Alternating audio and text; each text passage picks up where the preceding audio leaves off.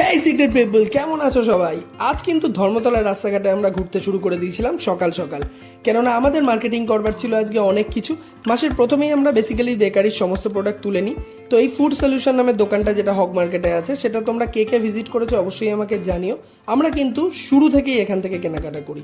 এছাড়াও এখন অনলাইনে প্রচুর জিনিস কিনতেই হয়, কিন্তু যখনই আমাদের লোকাল মার্কেট থেকে কেনবার কথা আসে তখন এই দোকানটাই কিন্তু একমাত্র ভরসা থাকে। হক মার্কেটে কিন্তু বেশ কয়েকটা এরকম বেকারি প্রোডাক্টের দোকান, কিন্তু প্রায় 3-4 বছর ধরে আমরা প্রত্যেকটা দোকান ভিজিট করার পর ফাইনালি এই দোকানটাকেই পছন্দ করি।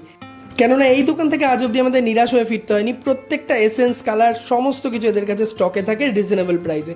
আজকে কি কি কেনাকাটা করেছি সেটা বরং তোমাদের বাড়ি গিয়ে দেখাবো।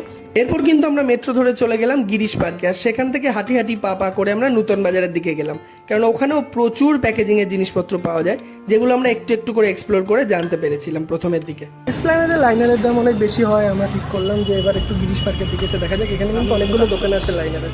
এখানে কাজ করেই যাচ্ছে সকাল থেকে, কোনো হেল্প করছে না আমাকে, আমি শুধু নিয়ে যাচ্ছি, আমি ঘেটি ধরে নিয়ে চলে যাচ্ছি। নর্থ কলকাতার এই অলিগলিতে ঘুরলে মনে হয় সারাটা দিন এভাবেই কাটিয়ে দিই। আর এখানকার এই পুরনো পুরনো বাড়িগুলোর বড় বড় খিলানলা জানালাগুলো আমাকে কিন্তু ভীষণ টানে। আর কলকাতার এই একটা আবেগে কে কে চড়েছো আমাকে কমেন্ট করে জানিও।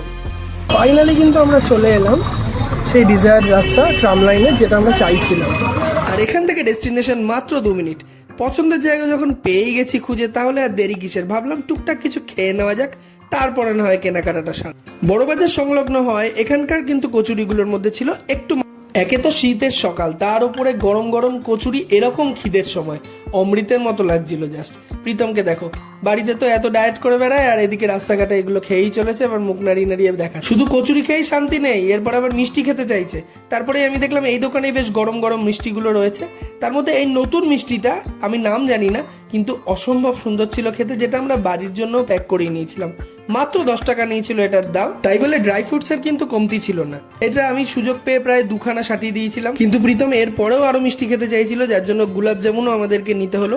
গুলাব জামুন যেমন হয়, গরম গরম গুলাব জামুন খেতে ফ্রেশ লাগে, সেরকমই লেগেছিল।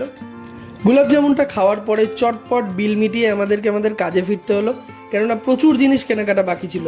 আগে পেটটা ভরিয়ে নিয়েছিলাম। তা নর্থের এই চত্বরগুলোতে এইরকম সংসারিক জিনিসপত্রের এত দোকান আছে যে এগুলো দেখলে মনে হয় প্রায় সবই ব্যবস্থা করে নিয়ে চলে যাই। কিন্তু মায়ের জন্য এই ছোট্ট জিনিসটা আমি কিনে নিয়েছিলাম, জানি আজ মা খুব খুশি হবে।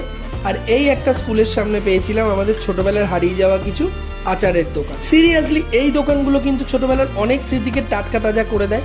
তাই দোকানটাকে যখন সামনে দেখলাম, চটপট কিছু পছন্দের খাবার এখান থেকে তুলে নিলাম।